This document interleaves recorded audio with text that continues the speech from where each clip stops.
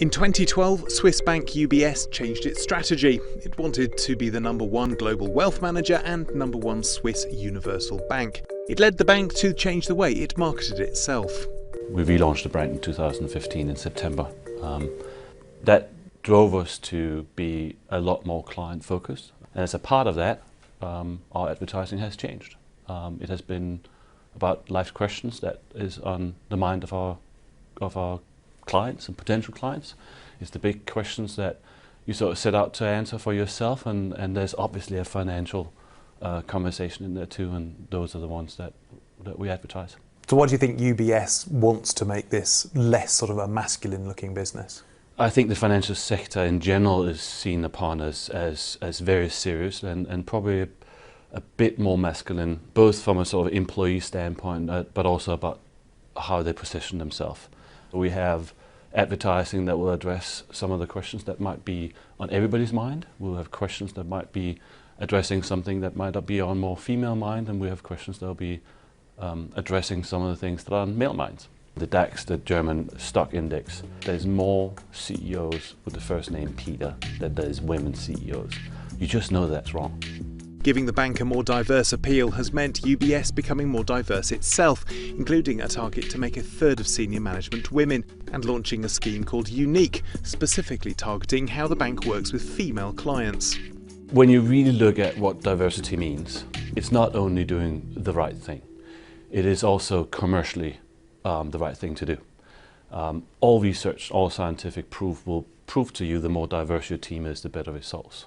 And when we relaunched the brand, we went on tour with Annie Leibovitz on the chapter of women. We then picked the International Women's Day as a good place to communicate all the work that has been done around diversity.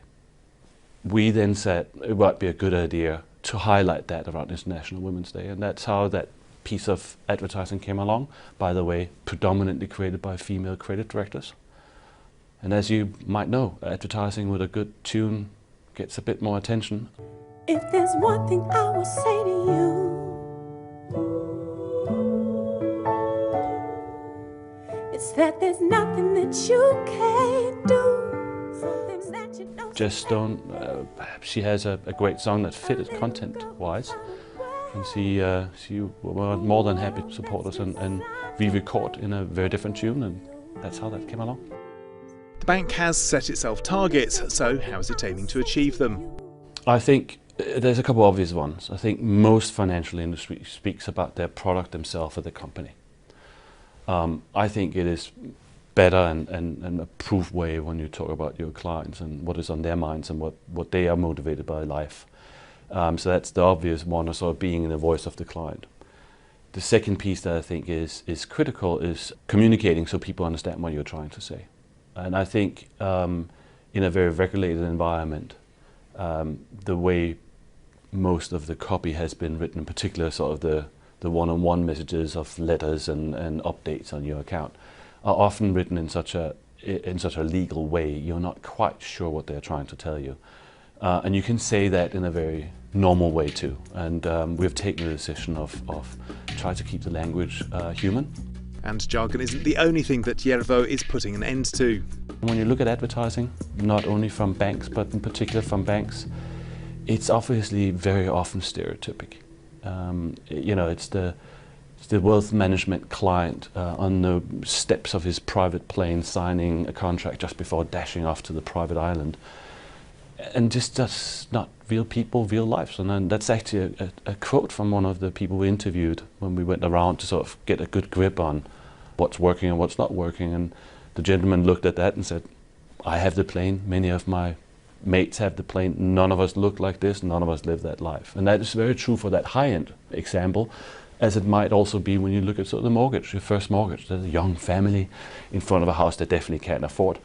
And everybody's happy, and you look at that and you talk to people that sign their first mortgage and they will tell you, I was devastated the first couple of weeks. I thought if I lose my job, we'll be on the street. And so I think you have to be, as a marketeer, understanding the insights and the motivation of why people do certain things in life, and then be a support of that. And under an umbrella, that's what we changed in the campaign. It's really about you It's about the client, and about the question that clients and people have on their mind about their finances. So what's the role of a CMO in UBS? Definitely sexy, more touching feeling, but also marketeer, of course. At the end of the day, marketeers are sales folks. And at the end of the day, you want to close that magic moment of having people sign up for.